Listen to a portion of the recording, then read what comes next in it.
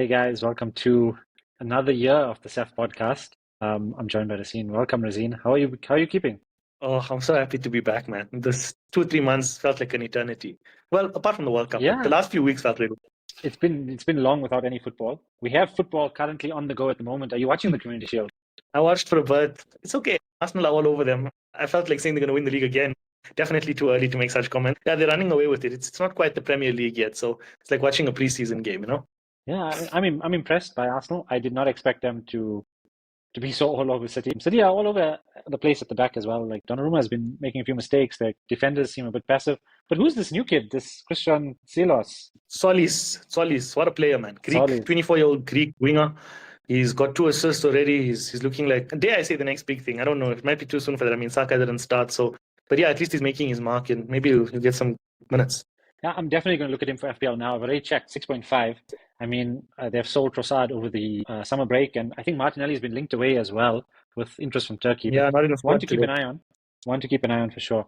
And yeah, like so much to get through and talk about. We are going to keep it simple because we've got another episode coming up in the week. And wanted to just start off with where we ended last season. A big congrats to Mohamed Wasim, who couldn't be with us this week. Winner of the SAFF League and the Community League. And yeah, big congrats to him. Razeen, what have you been getting up to this summer? What's been catching your eye in terms of football? I'm quite happy that last season is over. It was pretty dismal for me and for both of us. I mean, it wasn't a good season, really. We've had better days. We've seen better days. But yeah, looking forward to getting back into it. I mean, Liverpool have a lot of work to get done. We don't want to keep this all about Liverpool, but it would be pretty easy to talk about Liverpool for an hour. But yeah, I really enjoyed the World Cup, actually. I watched a lot of games, actually. Like compared to usual and compared to what I expected, I watched quite a lot of football and I enjoyed it. I really made the most of the World Cup. And that was about it. Once the World Cup ended, I just like didn't really know what to do with myself on a sporting front. But yeah, I've been watching preseason as well. The times were really bad because Liverpool were in America, but thankfully the World Cup got me adjusted and used to those times. And now Liverpool are back in Anfield playing Como tonight. So yeah, it feels like all is well in the world with the Premier League just 5 days away now. Yeah, no, that's good. I must say, I've been the opposite. I didn't take much interest in the World Cup, and I've taken a lot more interest in the preseason coming up to the Premier League. I'm just very excited for the Premier League.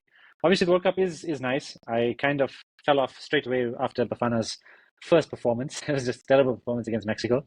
Did us proud, got through to the round of 32, but ultimately lost to Canada. What was your thoughts on Bafana?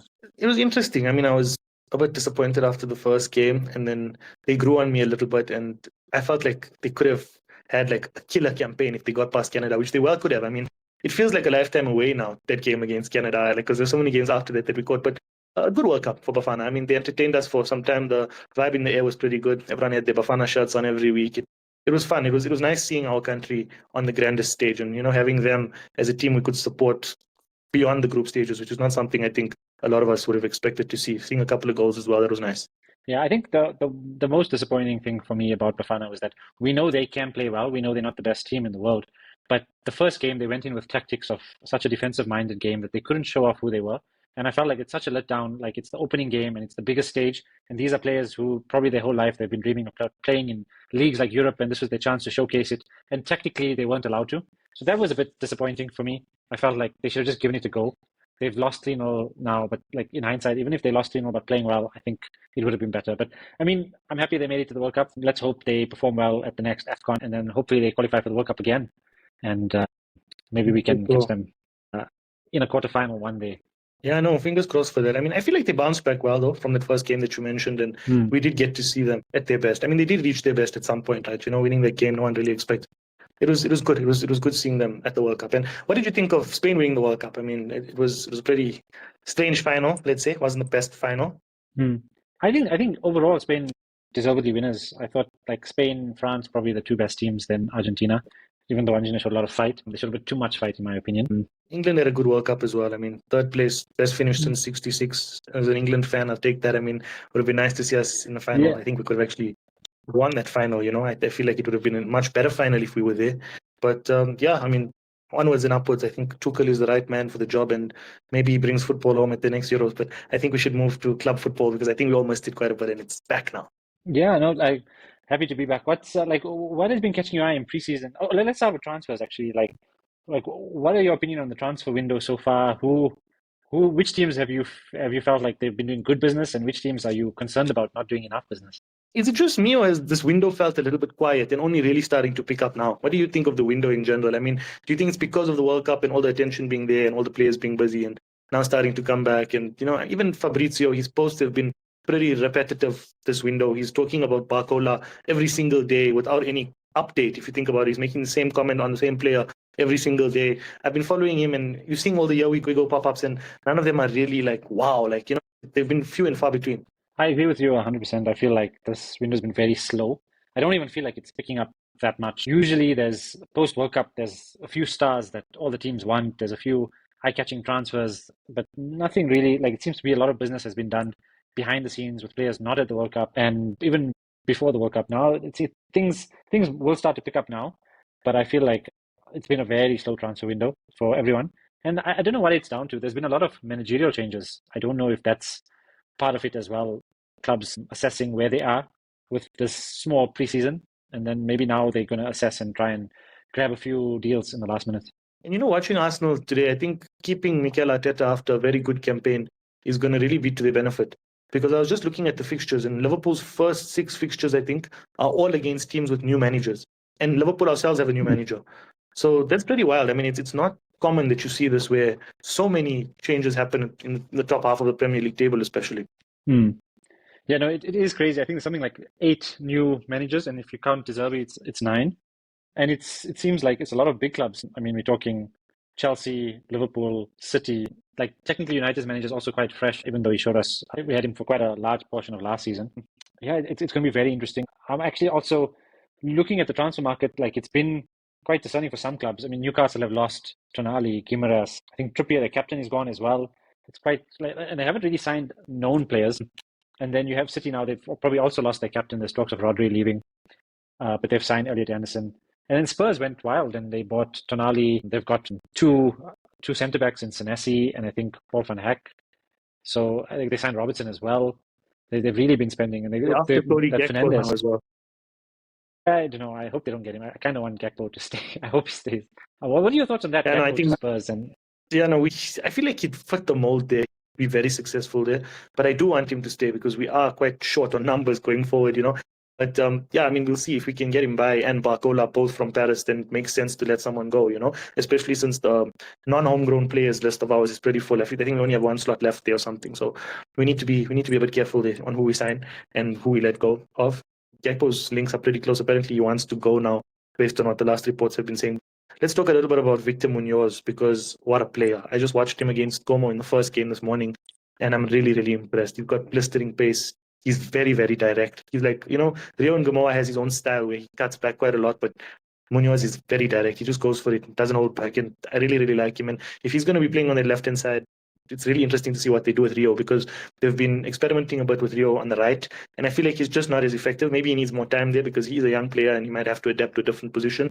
I'm all for that, but yeah, it's good to have a bit of competition for places, and it'll be interesting to see who the new manager, Iraola, goes with in the starting 11 tonight in that second game in front of the fans at Anfield, especially with that being our last 90 minutes before the new season starts.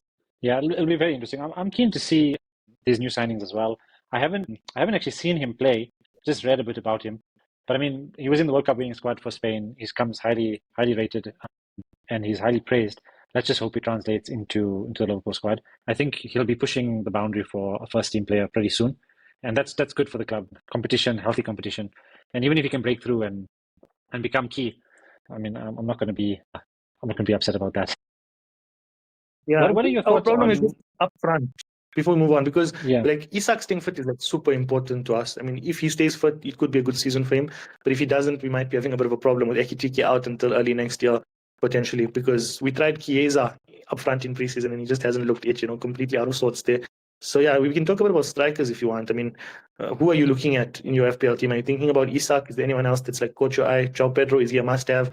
Haaland at that price point with City struggling today, barely had any touches in that first half that I did catch.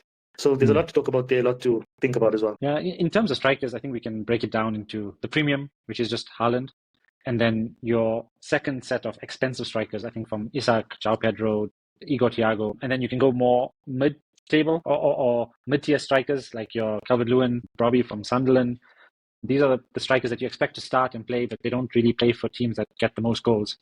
And then going down to cheap strikers, which I don't really know, like more looking at the promoted teams. So don't know who's going to start necessarily. I haven't really read too much into that. But in terms of the tier thing, I think Haaland is essential if he continues his form like he did in the World Cup. Even though he is really expensive, I don't want to go against Haaland.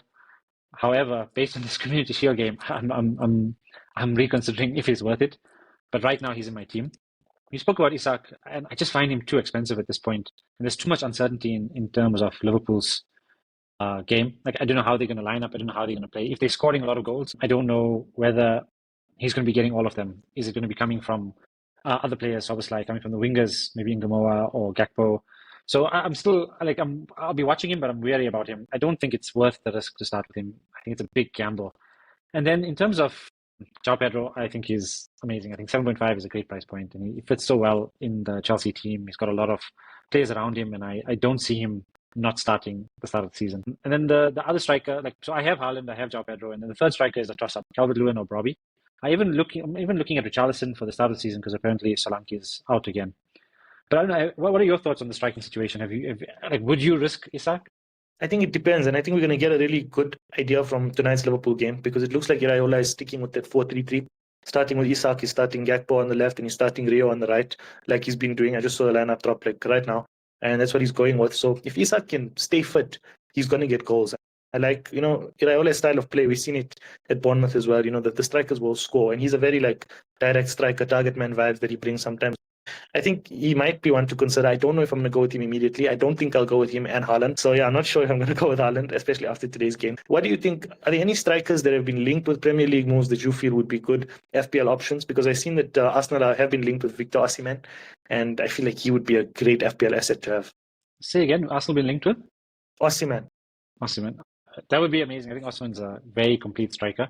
Don't know if he'd fit into Arsenal's gameplay. Like, we've seen it time and time again with Arsenal bringing in a striker. Like Gyökeres, we know he can finish and get the goals, but they seem to be, they play very differently. They don't play to their striker. They have a whole lot of possession, and then they can be very direct at some points, but they try and overload you, and the fullbacks are running over you. And so I'm not too sure where he'll fit into that Arsenal team. Even with this new Arsenal winger I'm looking at, and I'm considering him, but I'm thinking the output of goals I expect from Arsenal is not as high as I expect from City, for instance. Like, a Semenyo is way more enticing than a Saka, just based on how many goals City scores.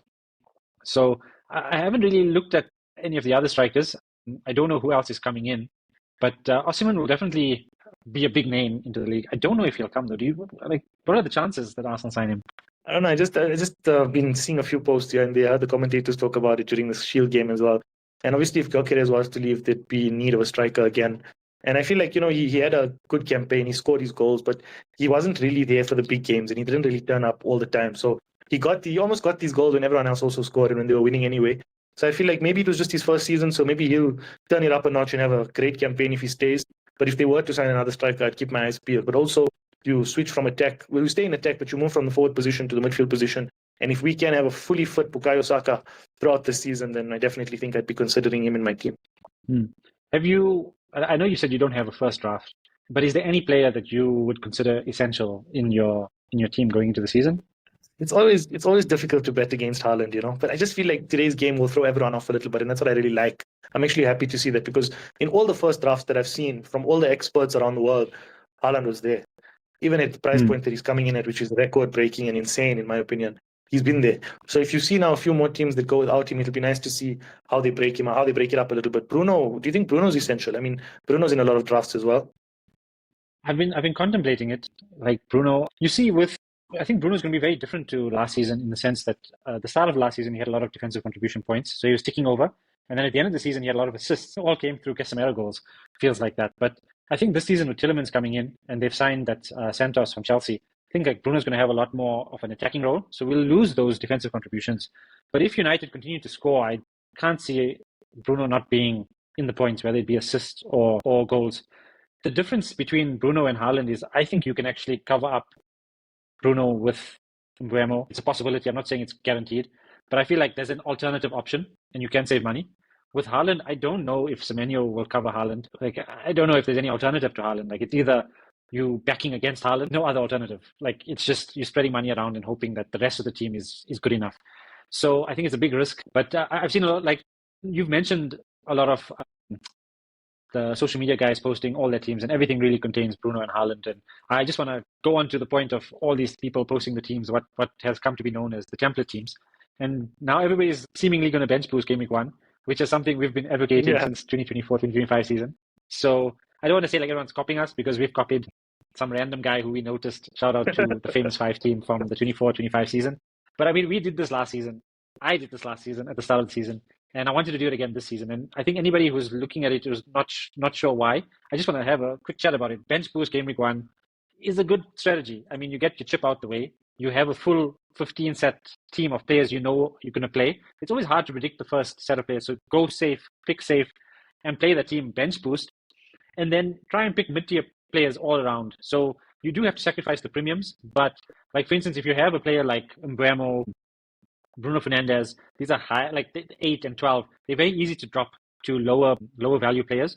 And after game week 1, we'll get a better idea of who's playing, who's in the lineups, which 4.0 defenders are playing, which 4.5 defenders are getting defensive contributions. And then you can drop your players down, save money where you can, and evolve your team from there. So I think it's a great idea. Because everybody's doing it, I don't know if I'm going to do it now. But I think I think it's a very good strategy. I don't know if you're going to be doing it, Razin. What are your thoughts on it? And just in general, just the chips. We'll get into the template team after that. Yeah, no, it's an interesting one. I mean, it was an interesting one when you did it and it paid off. And when you did it, I thought about it. I'm like, next season we're doing this, you know? And now everyone is doing it. And because everyone is doing it, I'm having second thoughts about doing it again. So we'll see. I mean, it's always a bit of a risk knowing who's going to play, especially, you know, in preseason's a little bit all over the place. Like this one has been so many changes here, so many changes there. But I think once everyone is talking and once that buzz is there, and once you hear all the press conferences take place on Wednesday and Thursday and Friday as well before the deadline, you will have that idea and you will be able to say, okay, maybe we can go with this, you know? So I think now with those early drafts, try and set a team that you can look at that has a good 11, not think too much about the bench yet. And then when you do decide, okay, I'm going to play it now, then you can just downgrade those premiums, like you're saying, to mid-price players, sort the bench out, and then downgrade to the 4 millions or the 4.5 millions that play and do well, and upgrade the other players to those premiums and get those ones back into your team. But I do want to come back to your point about Bruno being more easily covered than Haaland, because I think that stems a lot, that thought stems a lot from years and years of Pep Roulette, right? We've watched City making so many changes and we've watched Haaland being the main man for so many years, but we're not really sure of how Enzo Maresca is going to play his game and the players he's going to pick and which players are going to play well under him and which ones are not. And I feel like with Bruno last season, a lot of us tried switching him up for Cunha and Mbeumo and didn't get as much success. We realized how important he was.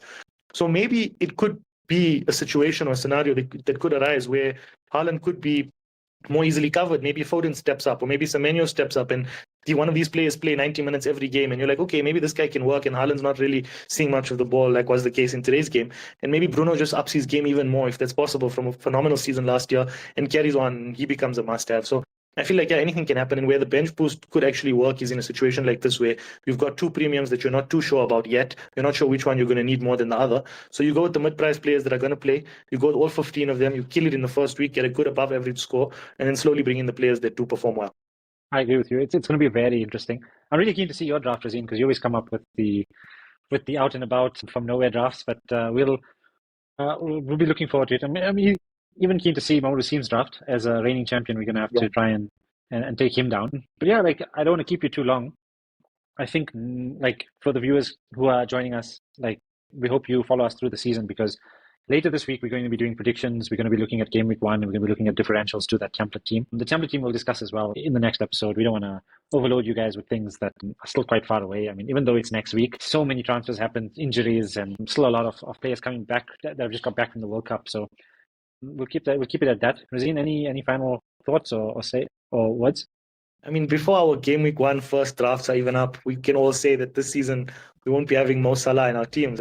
It does hurt a little bit, doesn't it? Yeah. Season 1 without Salah, it's terrible. I feel like a hole is in me. Like, FPL is not the same without him, for sure. And it's odd. Like, it's a season without Pep as well. No. Like, they've been focal points of FPL for the last 4 or 5 years. Pep a bit longer with his Pep Roulette. So yeah, like, but I'm sure there'll be another star coming through. Hopefully, like, someone essential that just cannot stop scoring. Don't know where it's going to come from. I don't know if it's Bruno this year. I mean, could be. I hope not. But yeah, we'll get into predictions because I think United are on a lot of predicted lists. So we'll get in predictions next week. But yeah, Razine, thanks for joining us, and we'll see you later this week. No, done. Thanks, Bilal. Thanks to everyone watching, and we're looking forward to a great season. Good to be back.